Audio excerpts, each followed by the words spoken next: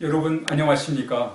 오늘 하나님 말씀은 로마서 6장 4절의 말씀이 되겠습니다. 우리 함께 읽겠습니다. 그러므로 우리가 그의 죽으심과 합하여 세례를 받음으로 그와 함께 장사되었나니 이는 아버지의 영광으로 말미암아 그리스도를 죽은 자 가운데서 살리심과 같이 우리로 또한 새 생명 가운데서 행하게 하려 함이라. 아멘. 우리가 하나님의 말씀, 성경을 우리가 읽으면서 우리는 구원의 진리를 우리가 깨닫게 됩니다. 이 복음의 진리는 참 신비롭고 어떻게 정말 우리 인간이 새롭게 사는 길에 대하여 아주 참 구체적이고 실제적으로 우리에게 가르쳐주고 있습니다. 하나님은 우리가 정말 복받은 자로 살기를 원하세요. 행복한 사람으로 살기를 원하십니다. 우리 개인뿐만 아니라 가정이 행복하게 되기를 바라고 우리 사회가, 이 나라 전 인류가 정말 복받은 사람들의 삶, 행복한 삶을 살기를 바라십니다. 그러면서 그 정말 복받고 살아가는 삶의 그 진리, 그 복음의 진리를 우리에게 설명을 하고 있는 거예요. 그런데 그 진리를 생활 때마다 참 어떻게 이렇게 참 신비로운 이 진리를 우리에게 말씀하고 계실까. 그러면서 참 기독교의 진리가, 우리가 이 세상에는 많은 참 철학들, 또 사상들, 또 삶의 원리들이 참 많지만 이렇게 우리 인간을 새롭게 행복하게 살아갈 수 있도록 가르쳐주는 이 진리는 바로 복음의 진리밖에 없다는 사실을 깨닫게 되는 것입니다. 오늘 사도 바울은 바로 우리가 새롭게 사는 길에 대하여 말씀하시면서 예수님의 십자가의 죽으심과 다시 사심, 이 십자가와 부활의 복음에 대하여 아주 자세히 설명을 하고 있습니다. 바로 예수 믿는다는 게 뭐냐? 십자가와 부활의, 주님의 십자가의 죽으심과 부활을 우리가 경험하고, 그래서 우리가 그 체험을 통해서 우리가 새로운 삶을 살아가는 것, 새 생명 가운데 살아가는 삶이야말로 그것이 복된 삶이다, 이렇게 얘기를 하고 있습니다. 우리가 오늘 본문을 이해하려면 먼저 예수님께서 하신 말씀을 우리가 이해할 필요가 있습니다. 예수님께서 하늘의 미라이 땅에 떨어져 썩지 아니하면 하늘 그대로 있지만 썩으면 많은 열매를 맺는다. 예수님의 십자가의 죽으심과 부활을 우리 예수님이 이렇게 설명을 하신 거예요. 그러니까 예수님께서 십자가에 달려 죽고 다시 부활하시기 이전에 예수님은 하늘의 미랄에 대하여 설명을 하시면서 그 미랄이 이렇게 하나가 땅에 떨어져 썩으면 거기서 새로운 씨앗이 싹이 나와가지고 자라서 꽃이 피고 많은 열매를 맺지 않습니까? 이게 좀 시감이 안 가는데 제가 어릴 적에 시골에서 이 감자를 캔 적이 있습니다.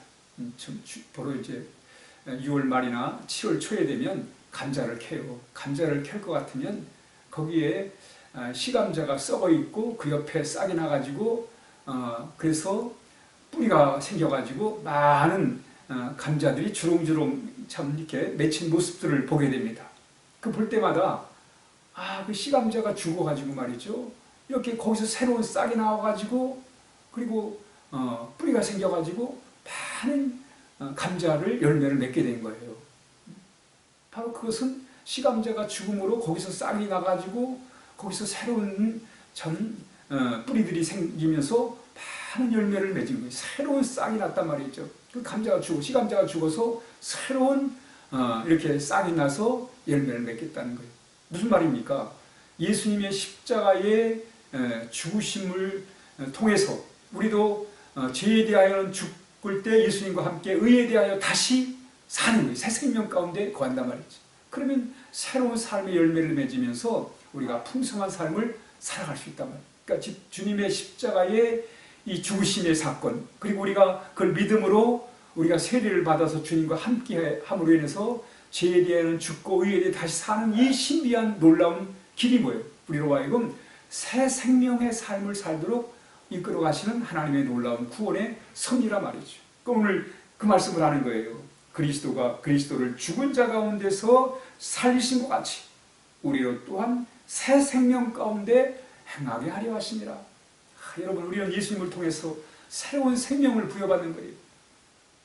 밀알이 한 알이 썩으면 거기서 새로운 싹이 나가지고 많은 열매를 맺는 것처럼, 씨감자가 썩어서 거기서 새로운 싹이 트면 또 새로운 감자들을 주렁주렁 맺는 것처럼, 우리 주님의 십자가의 죽으심은 바로 그런 우리를 새롭게 하시는 놀라운 구원의 역사가 임한다는 것을 말씀하고 있어요.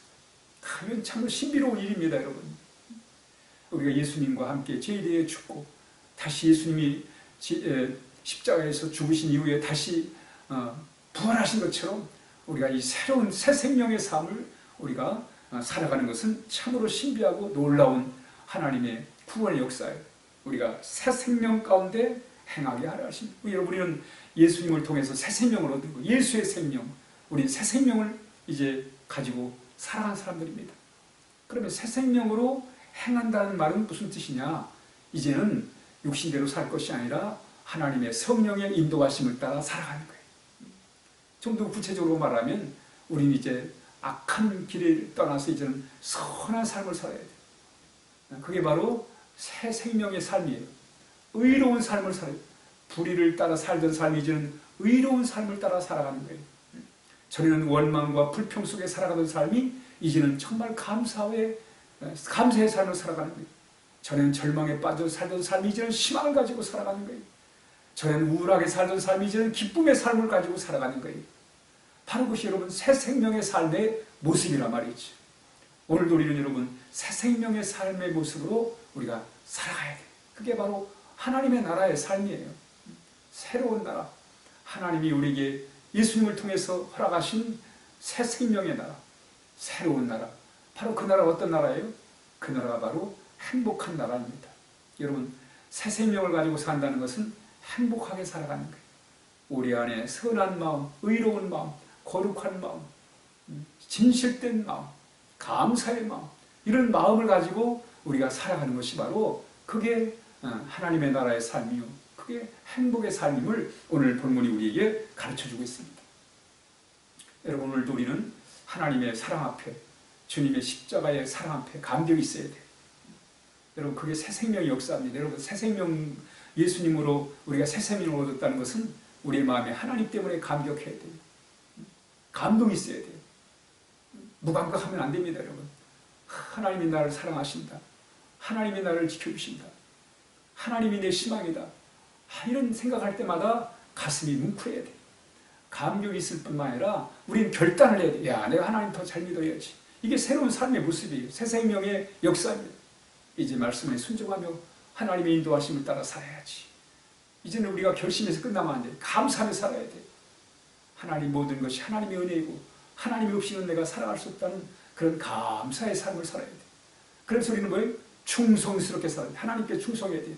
세상에 우리의 마음을 뺏기지 말고 하나님께 마음을 두고 하나님께 위로받고 우리가 충성스러운 하나님의 일을 하는 것을 가장 복되게, 가장 귀하게, 유익하게, 가치 있게, 뜻 있게, 의미 있게 생각하면서 하나님을 위해 살아가는 거예요.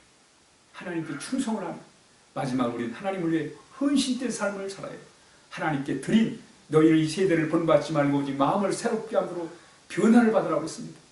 우리의 삶을 하나님 앞에 드림으로 헌신된 삶을 살아갈 때 그게 바로 우리가 선하고 의롭고 거룩하신 하나님의 마음을 가지고 살아가는, 바로 그 마음이 행복의 마음이란 말이죠.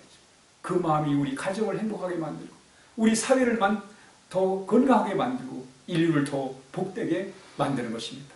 오늘도 우리 예수님 안에서 새 생명의 그런 삶을 살아야 하겠습니다. 기도하겠습니다. 하나님 아버지 감사합니다. 예수님을 통해서 이렇게 새로운 생명을 얻어 하나님 영생의 복을 누리고 살게 하시니 감사합니다. 오늘 하나님 아버지 감사하며 기쁨으로 하나님 아버지 행복한 삶을 살게 하옵소서. 예수님의 이름으로 간절히 기도하옵나이다. 아멘.